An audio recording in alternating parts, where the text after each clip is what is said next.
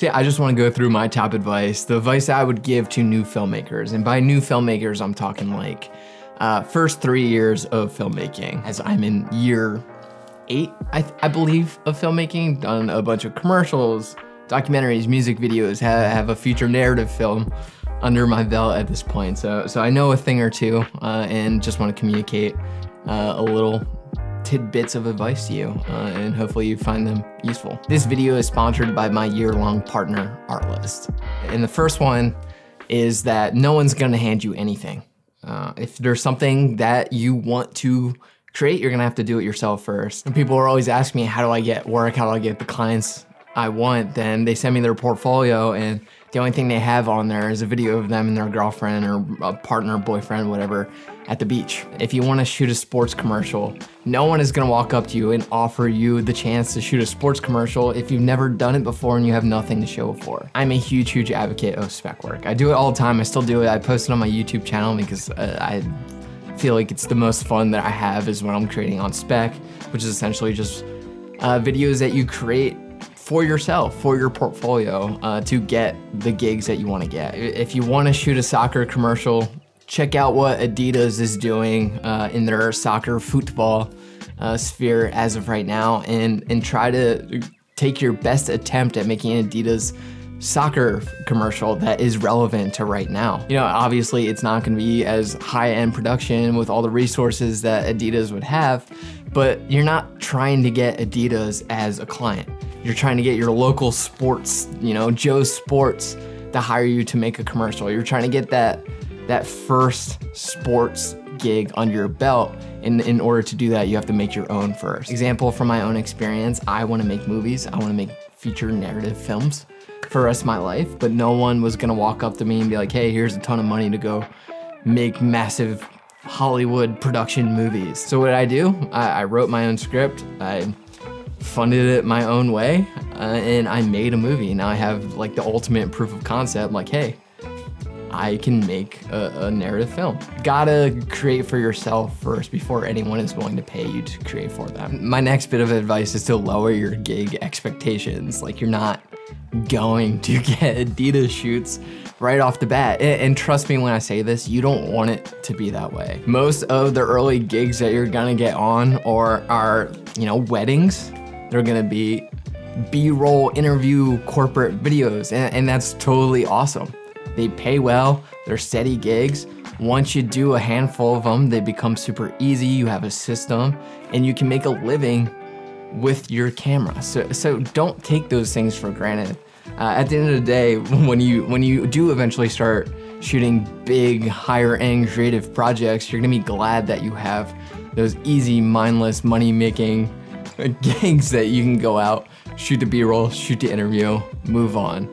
Because it's so much less stressful. There's so much less like feedback from clients, less stress of performance and all those things. You can't do the major shoot 20 times in a month, but you can do the interview and B-roll shoot 20 times in a month and make your money up. The point here is no gig is beneath you at this point.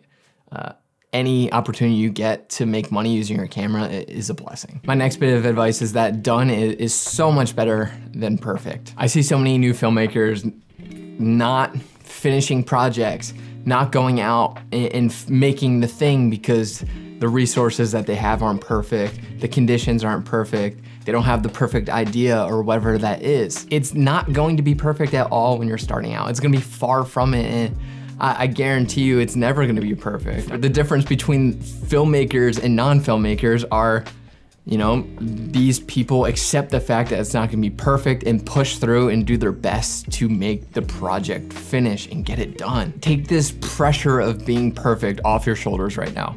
It's so useless on there. You're gonna feel better. You're gonna have more fun making things knowing that, you know, whatever it turns out to be, it turns out to be. And guess what? It's not gonna be the only video you ever make, the only film you ever make. These first few feel like they have so much pressure because in terms of like how many you've made, they hold more weight. One video of 3 feels like a big deal, but one video of 1,000 feels like it has less weight. And once you get to that point, you'll realize just how not perfect and how much being not perfect matters. My next bit of advice is do everything. Try directing, try shooting, try production, try writing, try shooting it yourself, try acting, try doing the sounds yourself, try color grading yourself. At the beginning, you're not gonna have people who wanna jump on your projects and help you, so learning all those things help you make your first things to begin with. And B, once you do start working with other people, you have a better appreciation of everything that goes into their specific niche job. So it's easier for you to communicate with those people. It's easier, for you to get what you want in that finished product. Again, this YouTube channel, I do everything. I'm, writing the script. I'm setting up the camera, the lighting, the audio. I'm basically acting, right? I'm on screen right now. I'm looking at myself in my monitor. Going into making my first movie, it felt so much easier because I knew how to communicate to actors. I've taken acting lessons. I've done this, what I'm doing right now. I know, my way around the camera, obviously. I have a cinematography past. I know my way around sound design and what I want in regards to that. Yeah, you don't have to be an expert at every single aspect, but having a good foundation and understanding of all aspects will make you such a better filmmaker. Goes nicely into my next tip, which is audio.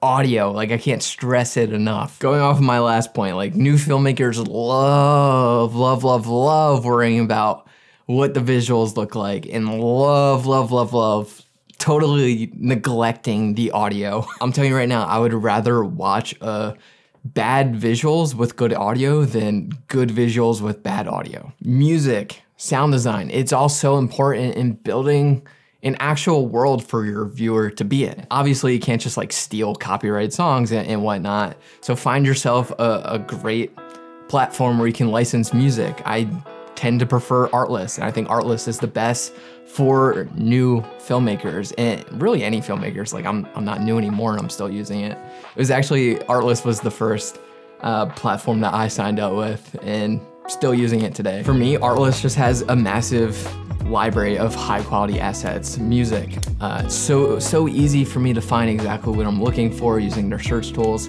I've made a ton of collections that over the years that I'm able to go back to when I'm looking for a sports video, when I'm looking for a slowed down retro vibe. I have a collection of songs that I've built out over the years using Artlist, and I'm always finding new things because they're always adding such great new music to their platform. I actually have my own Artlist collection now that you're able to check out. Some of my favorite songs that I like using for my YouTube channel. Not just the music, but the sound effects as well. Sound effects are so important, especially when you're working solo and working as a new filmmaker. It's hard to get really clean audio of all the Foley and everything that's going on. So to build out that world, I've found amazing sound effects, everything that I need on Artlist. If you've seen my past couple short films, especially this golf one, I went heavy on my Artlist sound effects. Be one of them, but patiently waiting till then. So yeah, if you want to sign up for Artlist, there's a link in my description below where you get 2 free months added when you sign up for any annual subscription. My next piece of advice would be to stay home. Everyone's always asking me, do you need to move to LA? Do you need to move to New York to make it as a filmmaker? I mean, I never did. I live close by to Philadelphia, which is a really solid market, but it's not this world-renowned entertainment hub. I don't think you need to move to these places. They're helpful. There's pros and cons to both. But the pros of staying home is that you have this community already. You can reach out to people you know. Your high school friend's dad might have a company that needs a video. You make a video for them, they post it, another company in town wants you to make their video. So you have a really easy, great starting out point without a ton of competition. Next bit of advice is don't go gear crazy. There's a lot of dumb, annoying conversation about gear doesn't matter and all that lame stuff.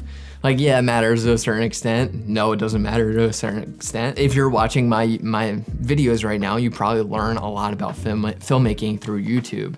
And a lot of people on YouTube like to talk about gear, which is totally cool.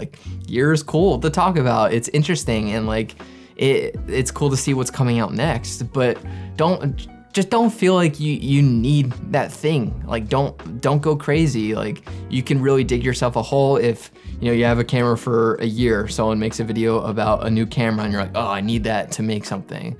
Like no, don't ever use it as an excuse.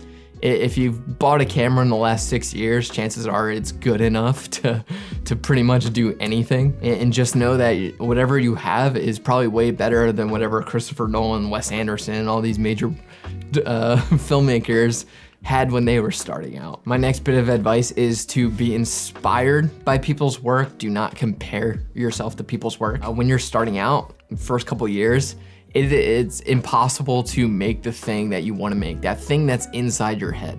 I always say like filmmaking nirvana is when you're able to take exactly what's in your head and make it happen on the screen. And that's such a hard thing to get to.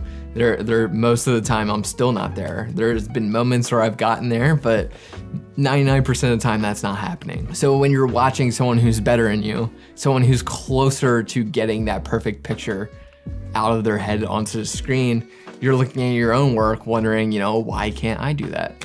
It just takes time. You can't compare yourself to it. You can't put yourself down because your work doesn't look like that. But what you should be doing is using it as inspiration, learning what they're doing. Why does this work? What movement did they use in this scene that I like?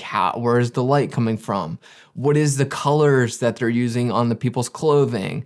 Like I purposely wore a red shirt today because it pulls me away from like all the green that's behind me. Like learn and get inspired by people. Don't just compare yourself and put yourself down, because it truly is the thief of all joy. It's so cliche to say, but it's so true. Next bit of advice is probably the one piece of advice that has made me feel so much better about being a filmmaker and where I am. And that is that, absolutely no one knows what they're doing. No one. The more I do this, the more I just realize that like no one really knows what they're talking about. Everyone's just trying to figure it out. Everyone struggles with imposter syndrome. Everyone's like, should I be here? I don't really know how to shoot this. But you just gotta throw yourself in the fire, make it happen. Happy accidents happen, things go your way, some things don't go your way. But you can't let the fact that like you don't know what you're doing to stop you. Like I didn't know how to make a movie. I still don't know how to make a movie. Like I'm just figuring it out. Everyone who is ahead of you was in the same position as you at some point in their career. Like no one's gonna like judge you for not knowing something at any point. The last one is by far like the easiest and most important piece of advice I have to you, and it's so simple. It's what I tell everyone. Just be kind. Like no one wants to work with an asshole. It doesn't matter how talented you are, who you are. If you're not a nice person to be around, you're not a kind person, no one wants to work with you. Like it doesn't matter. Like this filmmaking is really hard. And if you're not enjoying that process, if you don't enjoy the people that you're working with, or you're not having fun, what's the point of all this? It's just like too hard of work, too stressful to add another layer of negativity. So be kind, it'll get you a heck of a lot further than your camera or skills or whatever it is that is. I'm gonna hire someone who's kind 100% of the time. That's what I believe is some solid advice for new filmmakers going forward. Hopefully you took a nugget here and there from this video. Thank you again for our sponsor, Artlist. Check them out in my description if you're looking for music, sound effects, stock footage, templates, anything you need for your films going forward. Yeah, thanks for watching.